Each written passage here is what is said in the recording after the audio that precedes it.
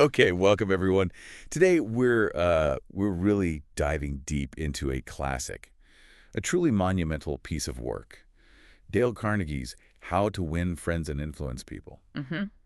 And I have to admit, looking at a book from, 1936, I did wonder how much new can we really pull from this? Right, that's a fair question. But what we found, and this is what we're excited to sort of unpack for you today, is just how relevant, like startlingly relevant, these ideas still are. Yeah, what's fascinating here is exactly that, how it holds up. Some people hear the title and think, oh, it's about manipulation. Yeah, that's a common take. But it's really not. It's fundamentally about understanding human nature, things that don't really change, how we connect, how we communicate, how, genuine persuasion actually works. Uh-huh. The principles themselves are often quite simple on the surface, but they're just so effective. Almost like, yeah, a cheat code for understanding people.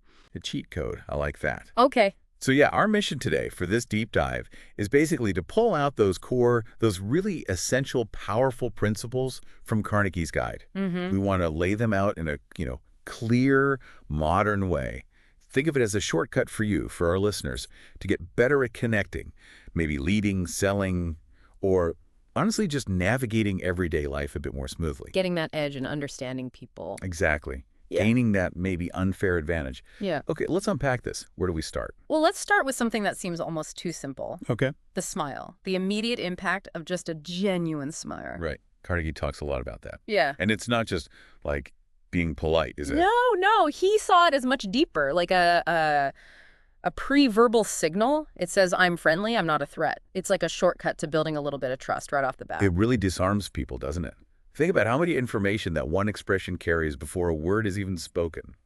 It's kind of, yeah, unfairly powerful. Totally. And the insight isn't just smile more, it's recognizing why it works.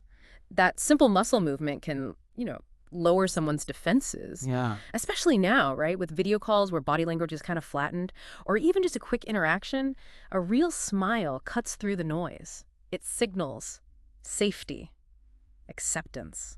Okay, so starting with that visual cue, that warmth, Yeah. what's next?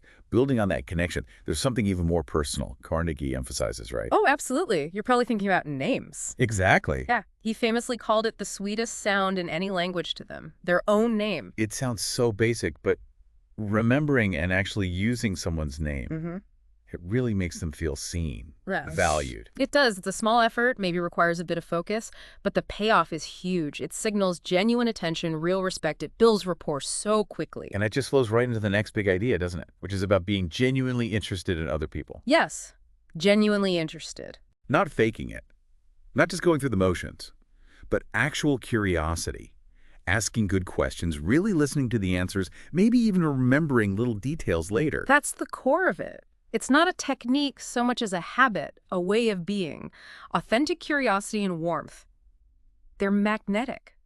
People who truly value others tend to find that value reflected back at them. Uh-huh. And this raises an important question, for you listening. When someone's talking to you, are you really listening to understand them? Or are you just kind of waiting for your cue to jump in? Oof, yeah. That's a tough one to be honest about sometimes. And it connects to being a good listener, right? Mhm. Actively encouraging people to talk about themselves. Totally. It's the opposite of listening, just to figure out your response. Yeah. When you give someone your full attention, really let them have the floor, let them express themselves, they feel incredibly valued, heard. Mm. And that feeling naturally makes them feel closer to you. It's about making them feel important in that moment. And if you're truly listening, you naturally start talking in terms of their interests, don't you? Exactly. It flows naturally. Instead of jumping in with your own stuff, you ask about their hobbies, their projects, what they're passionate about. And those conversations, the ones centered on their world, they build much deeper connections than just, generic small talk about the weather. Right.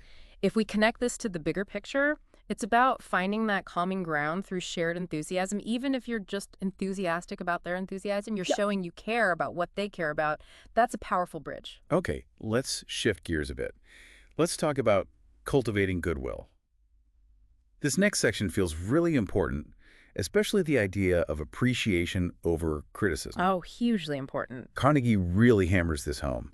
People just respond better to respect and feeling valued rather than being torn down. He even gives that specific example, right? Instead of, you mess this up, try something like, Here's maybe a better way we could approach this next time. Something like that. yeah, exactly. Yeah. That shift in framing, it's massive. It really is game-changing. Because criticism, almost always, what does it do? It makes people defensive. Instantly. Yeah, your instinct is to justify yourself, push back, not to agree and change.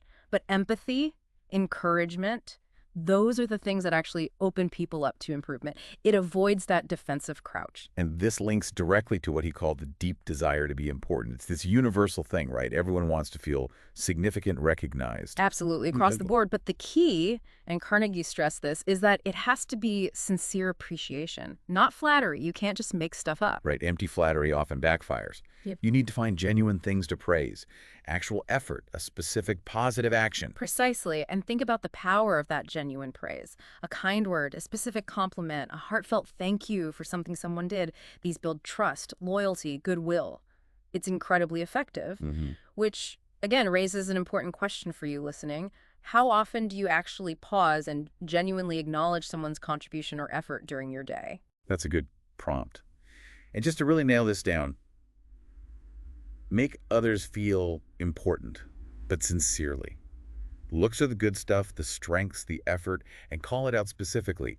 I really appreciate how you handled that tricky situation. Something concrete. Totally. And what's fascinating here is the effect. Genuinely making people feel valued makes them want to be around you. They associate you with feeling good about themselves. That's powerful. Okay, another big one, and this can be surprisingly tough for people. Admitting when you're wrong and doing it quickly and clearly. Ah, yes. Sounds simple, but But it's hard. Why do you think we resist it so much? Just saying, oops, my mistake. that's the million-dollar question, isn't it? Ego, probably. Fear of looking weak or incompetent, maybe. Yeah, I think that's a big part of it. But Carnegie points out the irony, right? Owning your mistakes actually does the opposite. It disarms people. It shows maturity, confidence even, usually strengthens your image, builds trust, doesn't weaken it. It flips weakness into strength. That's a great way to put it. It really does. And then rounding out this section on goodwill, start friendly. Always begin conversations in a friendly way. Seems obvious, but easy to forget, especially if you're stressed or there's tension. For sure. But that warm, kind opening sets the whole tone. Doesn't matter if it's a negotiation, dealing with conflict, asking for a favor. Friendliness invites cooperation. A cold or aggressive start just builds walls immediately. It lays the groundwork for everything else. Okay, good foundation there. Yeah. Now let's move into maybe the more strategic side. Persuasion and influence. Guiding people. Getting others on board. And the core idea here, Carnegie says, is to arouse an eager want in the other person. It's not about pushing your agenda nakedly. No. It's about figuring out what they desire, what their goals are, and then framing your idea in a way that shows how it helps them get what they want. Like selling the benefits, not just listing the features. Exactly. And what's at the heart of that? Empathy. Again, you have to genuinely try to see things from their perspective first, understand their motivations, then tailor your approach. And then there's that technique, the yes ladder. Can you unpack that a bit? Yeah, it's basically about structuring your conversation. You start by asking questions you're pretty sure the other person will say yes to. You build this momentum of agreement. Little agreements leading to a bigger one. Exactly. So by the time you get to your main proposal or idea, they're already in an affirmative mindset.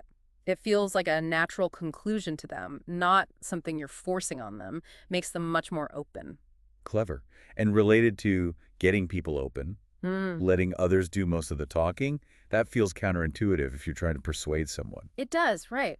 But think about it. When people feel truly heard, like they fully express their own thoughts and feelings. They're more likely to listen to you afterward. Precisely. They feel respected, valued in the conversation. It makes them more receptive to your viewpoint when it's finally your turn. Okay, that makes sense. And then maybe the most sophisticated technique, letting others feel the idea was theirs. Ah, yes.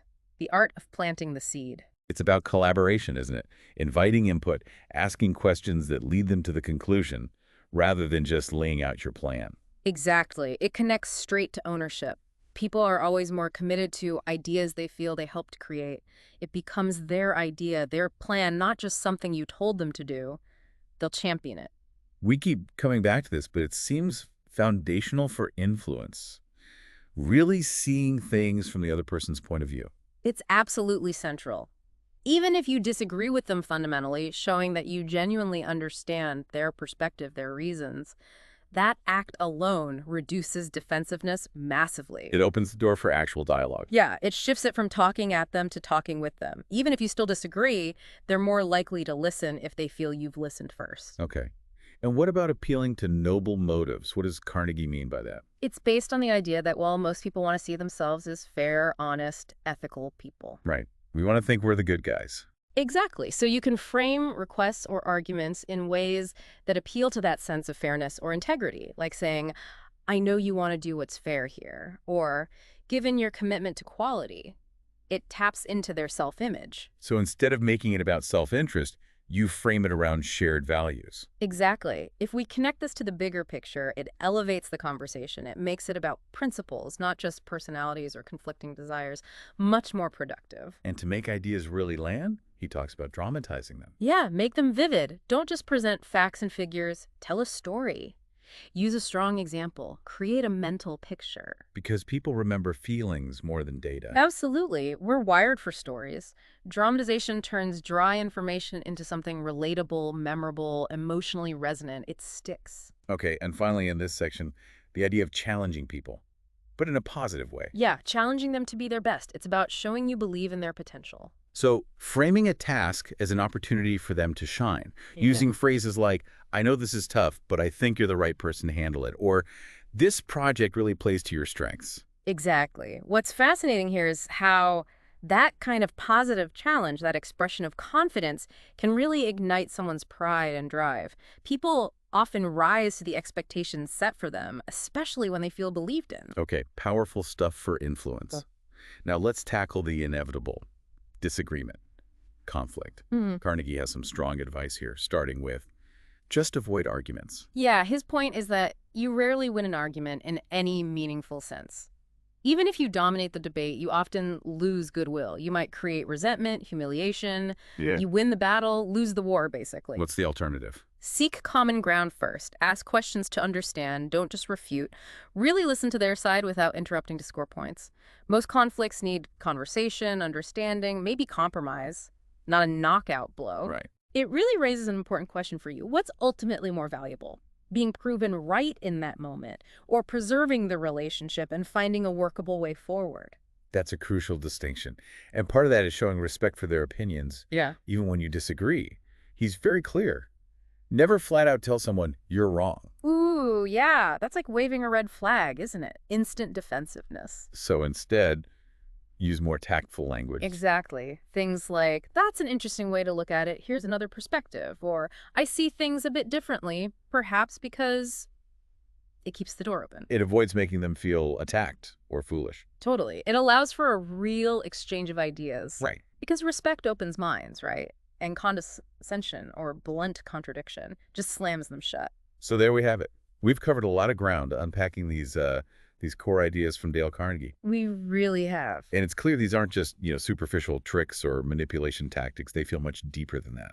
They really are. They're powerful principles grounded in, well, respect, empathy, and understanding basic human psychology, how we connect. And applying these things consistently, it feels like it really could open doors, not by forcing things, but by building that genuine goodwill and trust. Absolutely. That's the long game. Earning influence and connection, not demanding it. It's far more sustainable and, frankly, more rewarding, too. So as we wrap up, maybe a final thought for you, the listener, to chew on. Looking back at all these principles, which one feels the most challenging for you personally to put into practice consistently? That's a good reflection point. And maybe think about how leaning into that specific challenge, really working on it, might unlock your next big breakthrough in how you connect and interact with the people around you. Something to think about.